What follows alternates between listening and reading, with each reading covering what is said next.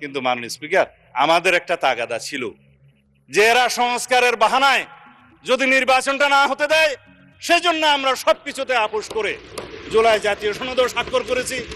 আমরা একত্রিত হয়েছি, সমঝোতা হয়েছে এবং নির্বাচনের স্বার্থে আমরা অনেক কথা বলি নাই। বিএনপির সালাউদ্দিন আহমেদ সংসদে যেটা বলছেন এটাই মূলত সত্যি কথা। ৩১ দফার বাইরে কোনো সংস্কারে বিএনপি আসলে রাজি ছিল না। চাপে পড়ে ইলেকশন যাতে কেউ আটকায় না দেয় এই ভয়ে যতটুকু না মানলেই না ততটুকু বাধ্য হয়ে মানছে। ৩১ দফারও সবকিছু বিএনপি আসলেই করবে কিনা সেটাও আমরা দেখতে পাবো সামনের দিনে। বিএনপির এই পজিশনে সমস্যা কি? বিএনপির এই পজিশনে আসলে কোনো সমস্যা নেই। বিএনপি বলতেছে আমরা তোমাদের সংস্কার মানি না, আমরা তোমাদের প্রেসক্রিপশনে সংস্কার করব না। তোমরা যদি মনে করো সংস্কার এতই গুরুত্বপূর্ণ তাহলে একটা নির্বাচন জিতে এসে তারপর সংস্কার করে দেখাও। Fair enough point. বিএনপি তো ইলেকশন জিতেই আসছে। সমস্যা হলো শুধুমাত্র তাদের যারা সংস্কারের আশায় গণভোটে হ্যাঁ ভোট দিছে, আবার বিএনপিকেও ভোট দিছে। এই লোকদের গণভোটে হ্যাঁ ভোট দেয়াকে বিএনপি বুড়ো আঙ্গুল দেখাইলো আর কি।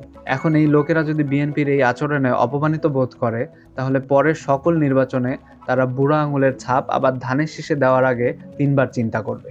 একটা নির্বাচনে গোহারা না হারলে বিএনপি কোনোদিন বুঝবে না কেন এই দেশটা সিস্টেম বদলানো দরকার। তারা বলে মানুষ না বুঝে গণভোটে হ্যাঁ ভোট দিছে। প্রথমত এই কথাটা বলা মানে মানুষের ম্যান্ডেটকে অপমান করা। দ্বিতীয়ত দেশের মানুষ খুব ভালো করে জানে নির্বাচনকালীন স্বাধীন তত্ত্বাবধায়ক সরকার কেন দরকার। স্বাধীন নির্বাচন কমিশন, স্বাধীন দুর্নীতি দমন কমিশন, স্বাধীন পাবলিক সার্ভিস কমিশন কেন দরকার। আর মানুষ এটাও বোঝে এসব সাংবিধানিক প্রতিষ্ঠান স্বাধীন না থাকলে আপনাদের নির্বাচন ম্যানিপুলেট করতে সুবিধা হয়, দুর্নীতি করতে, টেন্ডারবাজি করতে, নিয়োগ বাণিজ্য করতে সুবিধা হয়।